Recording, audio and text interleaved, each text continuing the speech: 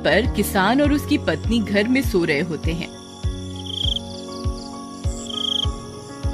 तभी लल्लन और हरिया किसान के घर में घुस जाते हैं और नीलू को बहलाने फुसलाने लगते हैं। ले ले बेटा, बिस्कुट खा ले, ले ले ले ले ले ले, आजा आजा।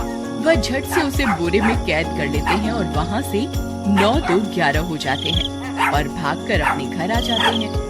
हरिया भाई, एक काम तो पूरा हो गया, बस अब इसे शहर जाकर किसी को बेचना बाकी है। शुभ काम में देरी किस बात की? हम कल सुबह होते ही इसे शहर जाकर किसी को बेच आएंगे। अगले दिन सुबह होने पर वे दोनों नीलू को बोरे में डालते हैं और उसे बेचने के लिए निकल पड़ते हैं। रास्ते में उन्हें एक सेठ मिलता है। उसे उस बोरे में से अजीब अजीब सी आवाजें आती हैं। अरे भाई रुको रुको, इस बोरे में क्या भर कर ले जा रहे हो? भाई ये एक जादुई कुत्ता है, ऐसा कुत्ता पूरी दुनिया में केवल एक ही है। ऐसा कैसे हो सकता है भाई, जरा मुझे भी तो दिखाओ। वह सेठ नीलू को देखकर चौंक जाता है। तुम्हें इसके लिए 100 सोने की मुद्राएं देनी होंगी। ठीक है, मुझे मंजूर है। लो, ये लो तुम्हारी 100 मुद्राएं। आज से ये कुत्ता मेरा हुआ। वहीं दूसरी तरफ नीलू को घर में ना पाकर सुमन और किसान परेशान हो जाते हैं। सुमन का रो रो कर बुरा हाल हो जाता है। नीलू तुम कहाँ चले गए? तुम्हारे बिना मैं कैसे जीऊंगी? वापस आ जाओ ना नीलू। अजी मेरे नीलू को कहीं से भी ढूंढ कर लाइए। जब तक वो वापस नहीं आएगा मैं खाना नहीं खाऊंगी।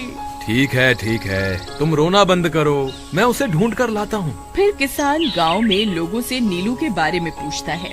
अरे भाई, मैंने तुम्हारे कुत्ते को देखा था। वो लल्लन और हरिया तुम्हारे घर से बोरे में किसी को भरकर ले जा रहे थे। वो अवश्य ही तुम्हारा कुत्ता होगा। फिर किसान भागता हुआ लल्लन के घर जाता है। लल्लन, मुझे पता चल गया है, तुम्ही ने मेरे नीलू को चुराया है। उसे अभी के अभी वापस लौटा दो, नहीं तो मुखिया से कहकर तुम्हें कड़ी से कड़ी सजा दिलवाऊंगा।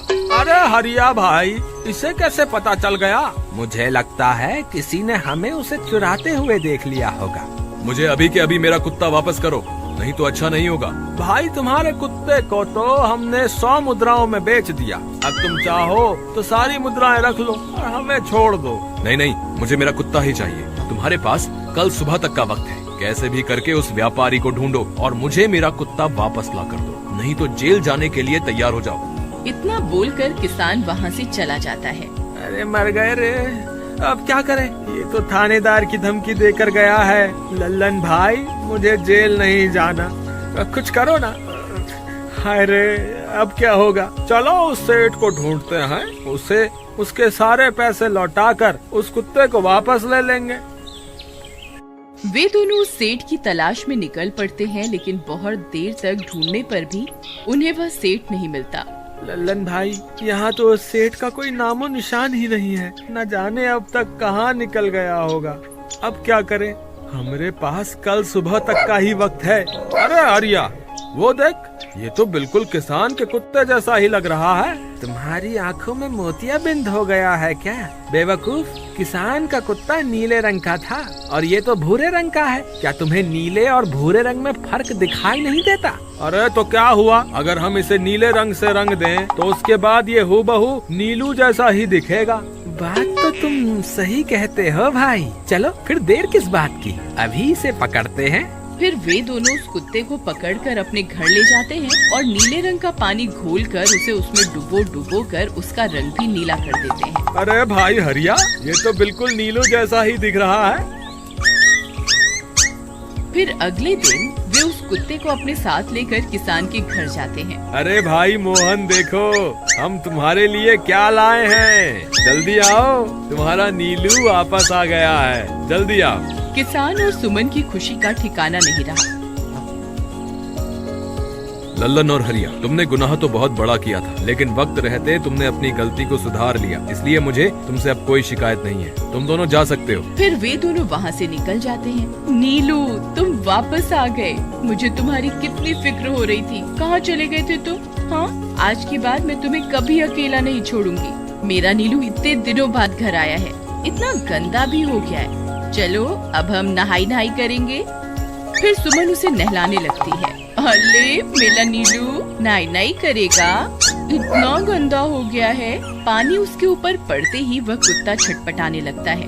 अरे क्या हुआ नीलू, तुझे तो नहाना बहुत पसंद था, आज क्या हो गया तुझे? तभी उसका सारा नीला रंग उतरने लगता है। अरे ये क्या, इसका रंग क्यों उतर रहा है? तभी वह कुत्ता गुस्से में आकर सुमन को काट लेता है। अरे मर गई रे, हाय रे, अरे सुनो जी, इसने तो मुझे काट खाया। हाय रे अजी, सुनते हो?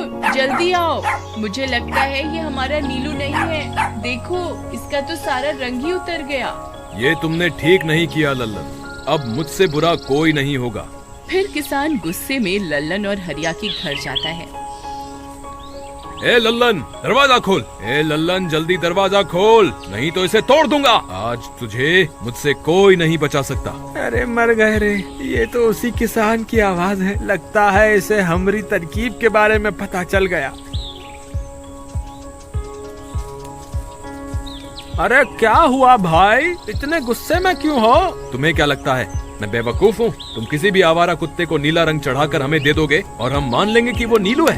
भाई हमें माफ कर दो, हमने उस सेठ को ढूंढने की बहुत कोशिश की, लेकिन उसका कोई नामो निशान नहीं मिला। भाई तुम ये 100 मुद्राएं रख लो, अब इससे ज्यादा हम तुम्हारे लिए और कुछ नहीं कर सकते। अगर तुम चाहो तो हमें जेल भिजवा दो, हम दोनों अपनी गलती की सजा काटने को तैयार हैं। किसान उदास हो जाता है और उनसे 100 मुद्राएं लेकर वापस अपने घर आ जाता है। मुझे माफ कर दो सुमन, मैं तुम्हारे नीलू को नहीं ढूंढ पाया। ये लो, ये 100 मुद्राएं हैं। नीलू को बेचने पर उन्हें इतने पैसे मिले थे जो उन्होंने मुझे दे दिए हैं। उन्हें अपनी गलती का बहुत पछतावा है, लेकिन अब कुछ नहीं हो सकता। नहीं, मेरा नीलू जरूर वापस आएगा। हम एक काम करते हैं, कल सुबह इन 100 मुद्राओं का भोजन खरीदकर गरीबों में बांट देंगे। क्या पता उनकी दी हुई दुआओं से हमारा नीलू वापस आ जाए। अगले दिन सुबह होने पर वे दोनों उन पैसों से गरीबों में भोजन बांट देते हैं और वापस अपने घर की ओर चल देते हैं। तभी उन्हें कुछ आवाजें सुनाई देती हैं।